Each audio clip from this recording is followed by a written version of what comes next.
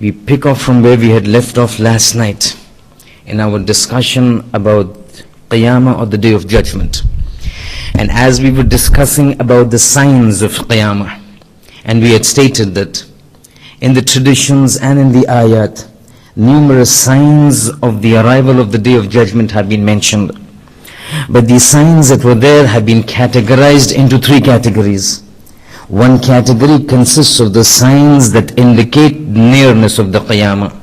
That means when those signs appear, it is an indication to us that very soon Qiyamah is going to come. And in relation to this, last night we had discussed the signs that lead and indicate to the nearness of the Qiyamah. And the point that we had stopped was that the same ayat of Surah Al-Anbiya, where Quran says, وَحَتَّى إِذَا فُتِحَتْ يَاجُوجُ وَمَاجُوجُ وَهُمْ مِنْ كُلِّ جَدَبٍ يَنْسِلُونَ, that Yajuj and Majuj, when they get liberated, they will come down from the tops of their mountains in quick haste.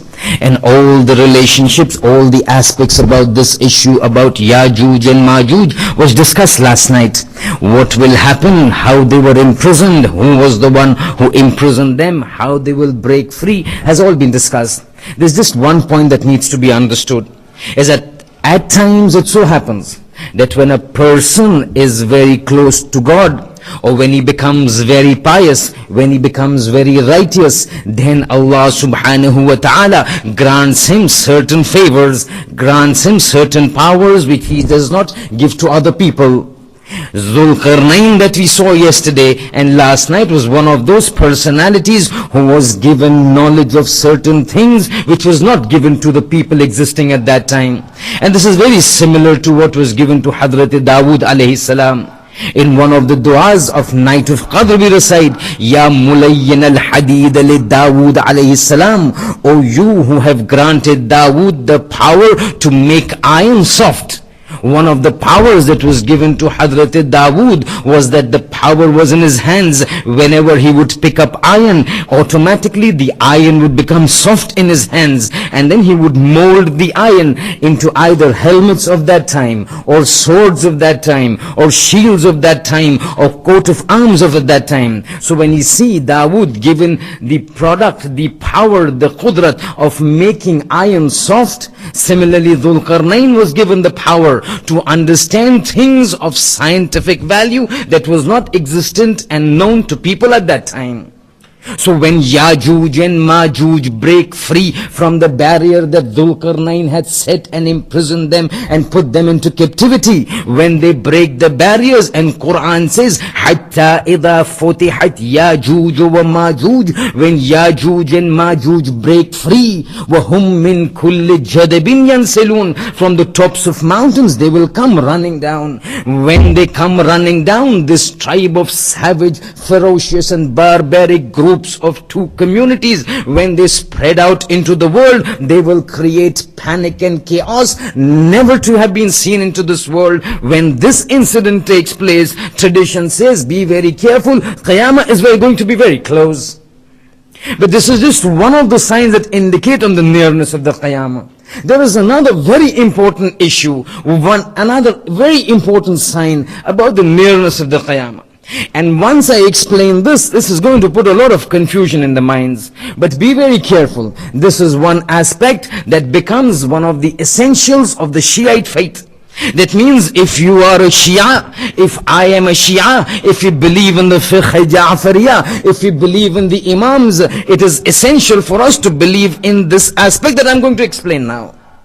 And this aspect in the tradition has come, that before the Day of Judgment, before Qiyamah, one thing that is definitely going to happen is what in Islamic terminology is referred to as Raj'ah. Raj'ah means the return. What is this Raj'ah? According to the Shiite belief, and it is something that is so essential, not essential of Islam, essential of the Shiite belief. It is such an essential part of the Shiite belief that our sixth Imam, Sadiq Ali Muhammad, Ja'far ibn Muhammad al-Sadiq alayhi salatu wassalam,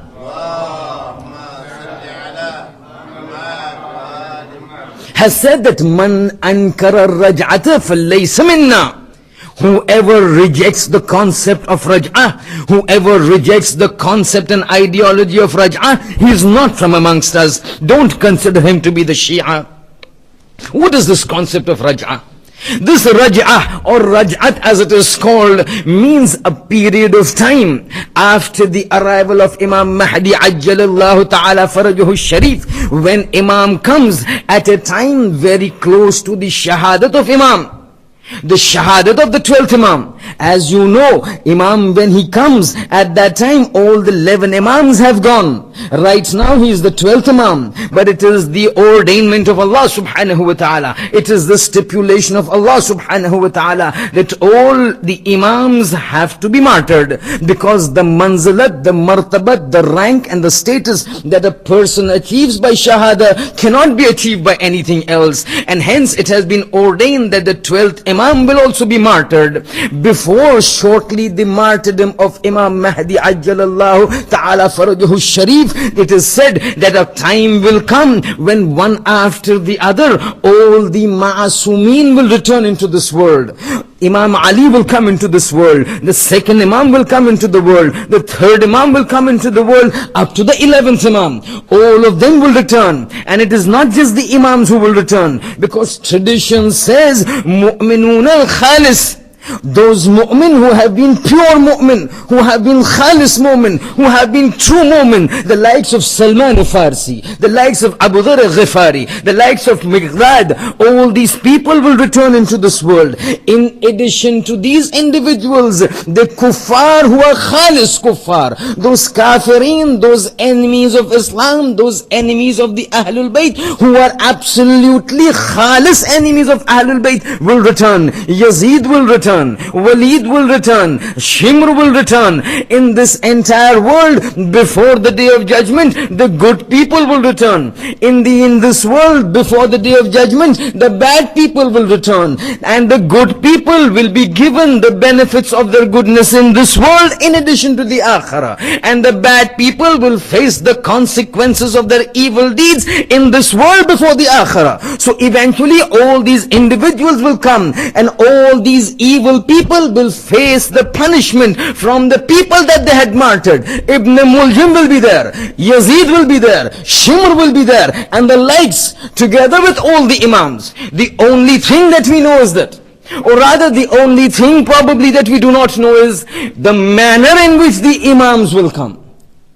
Imams will come definitely. And this is a concept that Imam Sadiq says, those who do not believe in it is not from amongst our Shias. The Imams will come, the Mu'mineen will come, those Kuffar will come. But right now, if we look at only the Imams and the Masumeen, we do not know the order in which they will come. Will they come from 1, 2 and 3, the ascending order? That first, because Imam Ali is Abul A'imah, he will come first. And then his son Imam Hassan will come first. And then Imam Hussein will come first, depending upon the words, depending upon the lineage. Or no, it will come in descending order. Because the 12th Imam is there. The first Imam that will come will be the 11th Imam. The second Imam that will come will be the 10th Imam. The third Imam that will come will be the 9th Imam. We do not know. But we do know one thing. We do not know the order in which they will come. But we do know one thing. That the first Imam that will come at the time of Raj'at will be the third Imam, Husayn ibn Ali alayhi salatu wassalam.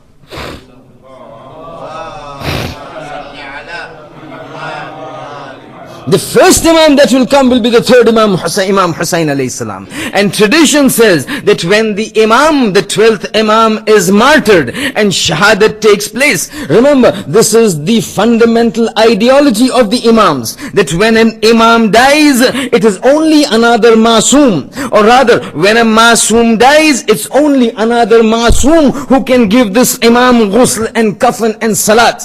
So when Imam Mahdi dies, if there was no Masoom, the concept of namaz janaza upon Imam would be unfulfilled. And for this reason, before the shahadat of the 12th Imam, the third Imam will come. As I said, we do not know the order in which they will come. But we do know that the first Imam that will come before the shahadat of Imam Mahdi will be Imam Hussain. When Imam Mahdi will be martyred, it will be Imam Hussain who will take care of all the tadfeen and kafan. And when Imam Mahdi Mahdi is martyred, the Imam that will recite his Salatul Janazah will be Imam Hussain alayhi salam.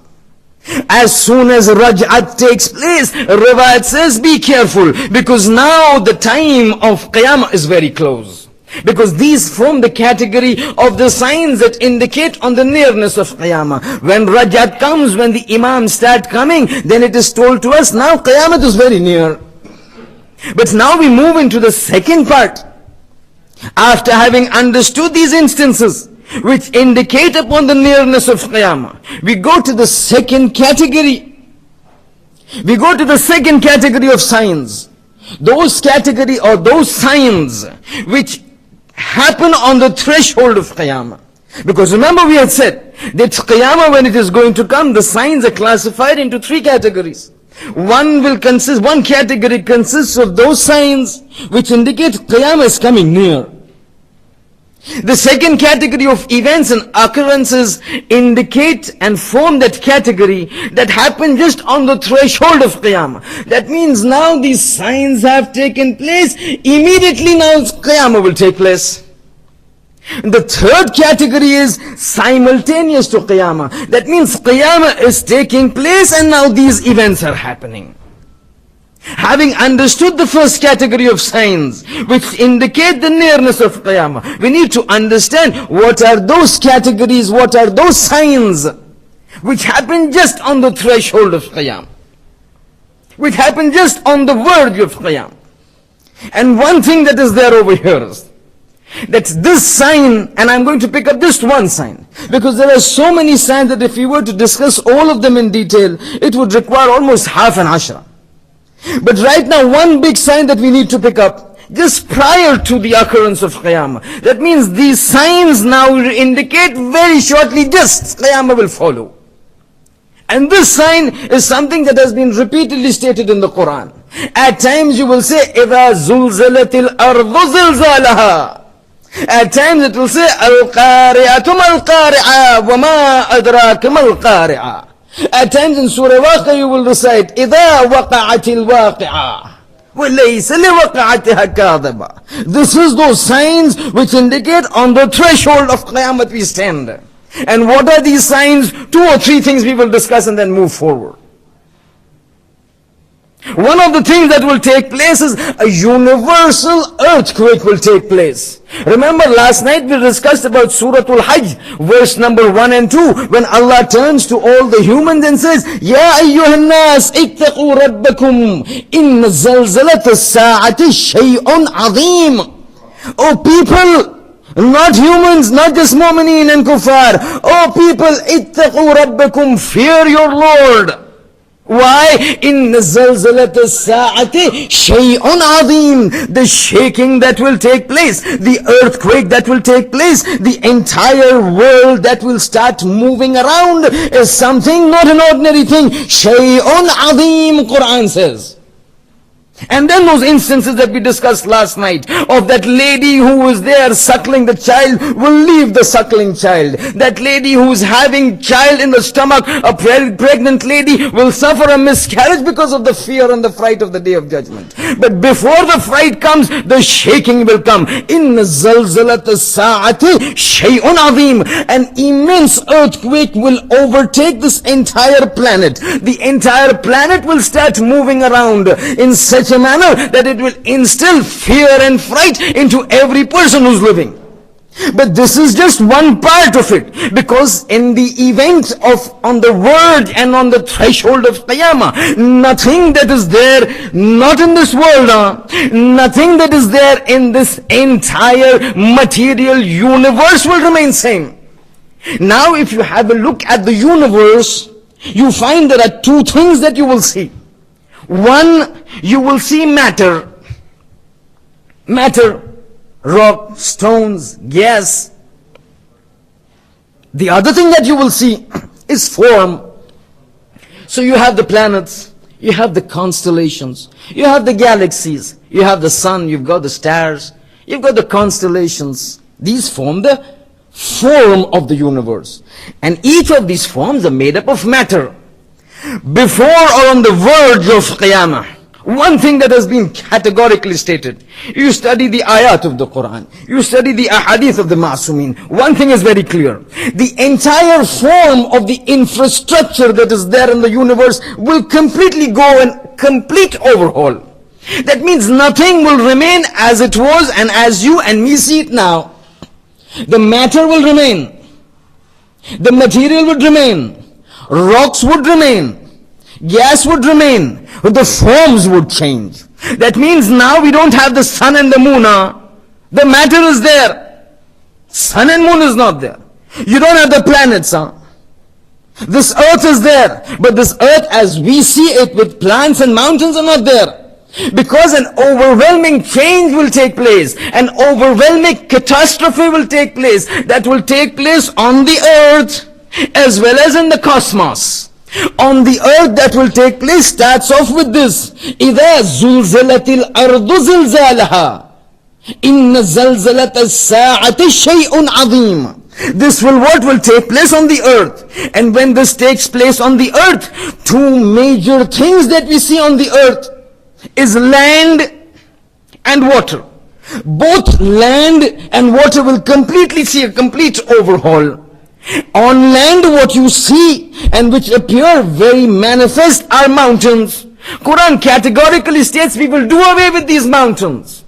That means now on the threshold of Qiyamah, certain instances will take place in cosmos, will take place in the space. Certain instances will take place on the ground, on planet.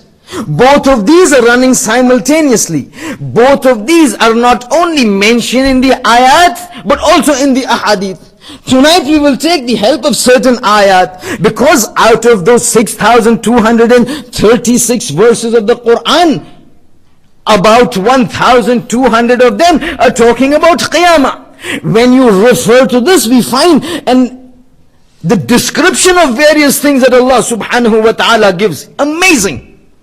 In such vivid detail that at times you wonder what was the need for God to go to this extent to describe what is going to happen.